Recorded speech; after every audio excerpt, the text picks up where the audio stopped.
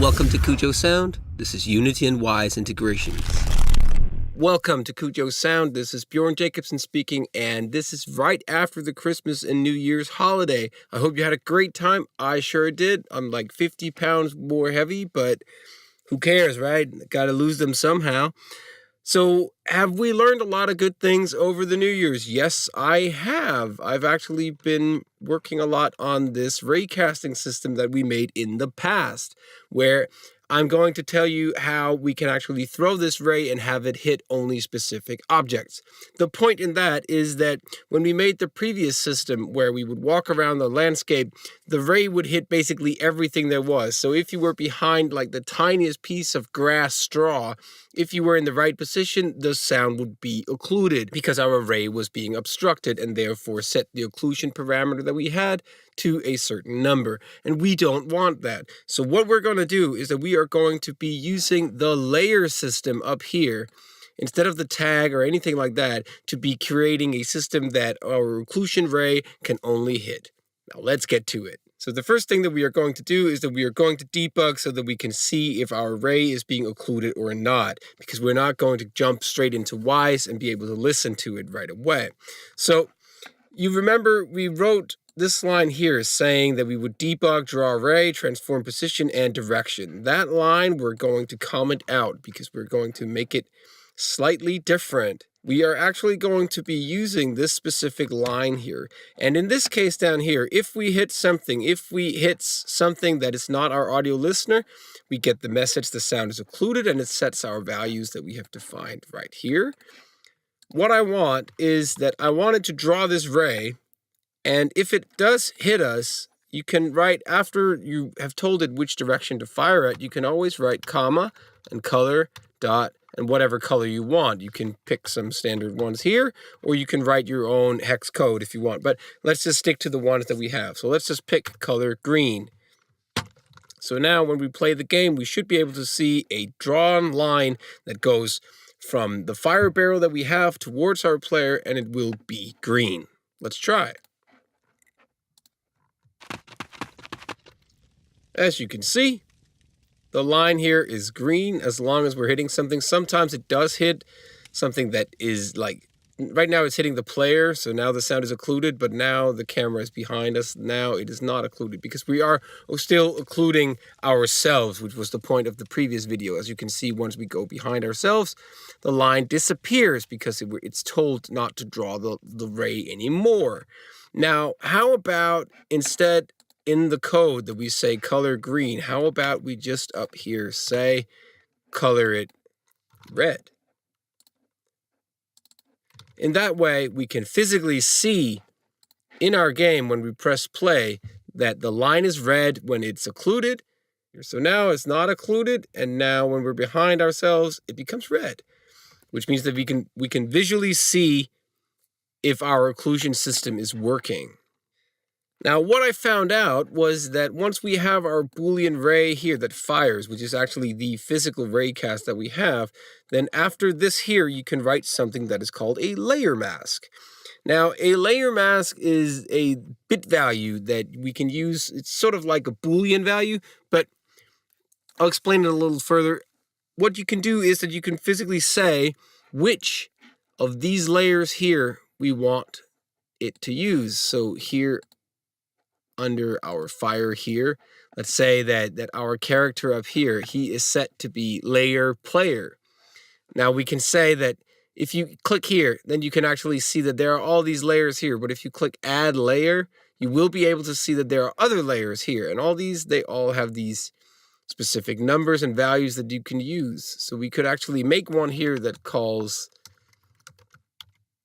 occlude and one that says ignore occlude. The thing is that we can then add sort of a box collider to basically everything that fits the same size of any object and then say, is this an occluder or not an occluder? Which means that we can then pick specific trees and say, this tree does not occlude. How does this work? Now, the thing is, first we need to define what our mask is. And the way the mask work is that you make an integer We just name it mask because we're going to be using the name mask down here after this one here, but we'll get to that. So an integer mask equals 1.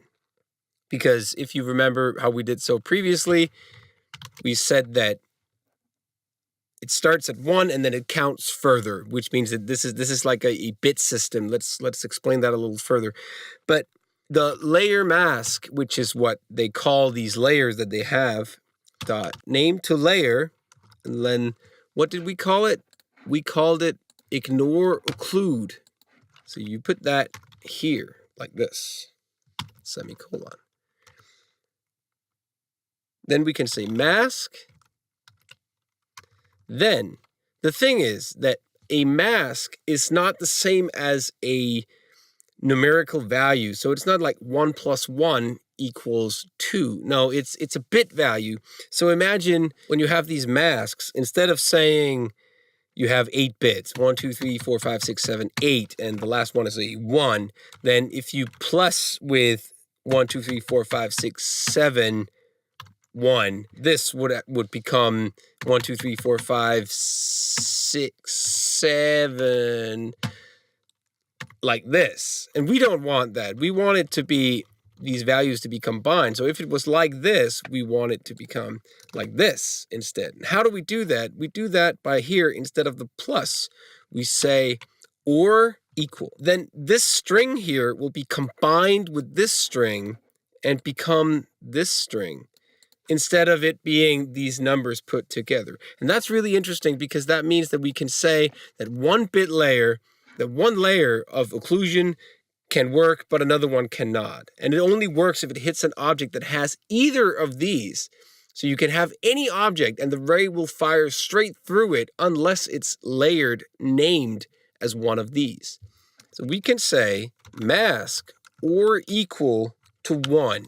And then it moves, this means that it moves the bit to the left. It's like shifting left. You can Google that and check it out. C#, shift left. Layer mask dot name to layer. We called it occlude, which we're going to have in here. This means that if it hits any of these two layers, then we can use that to our advantage, which means that we down here, after the max distance, can say mask. So this means, let's just get rid of this here so that we can actually use it for another time. Let's delete some of this here and then say, if our out info collider equals the game object dot layer, if that is equal to the layer mask dot name to layer, ignore occlude, and remember the last parenthesis right here, then this happens, which means that if it ignores occlusion, actually we should be green here. Yeah, okay. And red down here. So if it hits something that ignores occlusion, then the color will be green. And if it hits something down here, it will be red. So let's try this here. So over here in our engine, I will be setting our, let's say, our camera here to ignore occlusion because it has to be either of these. We have to generate a lot of these layers to actually use it. Let's go back here and say our camera is ignore occlude, which means that it will be green. Now, what if we place an object here and say that this here is a cube? Cube is placed in the right place and it has a rotation of 0, 0, 0. Now we have a cube here. We can alter the size of it a little bit. Let's just say that we do it like this. So now we have we have a wall here now. We have a wall. And it has a box collider and it is a trigger like this. And it has, let's just say if it has the default layer, let's just try it like that. So now you can see the ray is green because it's hitting the camera. If we run behind this box here, it's still green because we've set it to be so. Now, what if we, on this cube here, say that this here is now occlude? So if we run behind this box now, check this out. It will become red But that's only because we have set it to occlude. We can set multiple of these and then say, let's if we just copy this one and move it over here and say that this one is set to ignore occlude, but the other one is set to occlude. And this one here is set to ignore occlude. Now we can always say that our camera is set to default. That means that nothing is showing right now, but as we run behind this one here, it becomes green. That means that our ray is hitting something, but it's being ignored by occlusion. If we run over here, it becomes red. That means the ray is hitting something and it's being recognized as occlusion.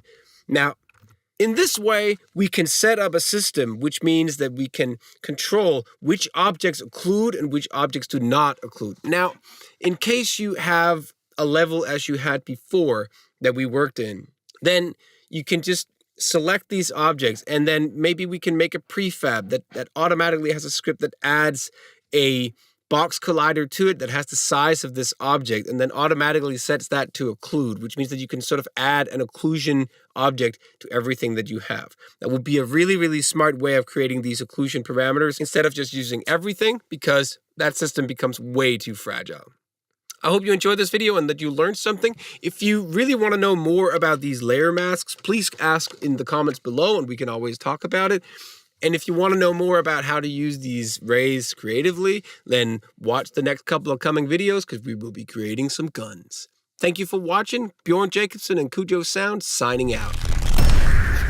Thank you for watching Cujo Sound. If you want to know more about game audio, Unity, and Wwise integrations, please like this video if you enjoyed it and hit subscribe if you want to know more. Or head over to patreon.com/Cujo Sound, where you for as little as $1 a month can help me sustain this channel and the time I take off to create all this material.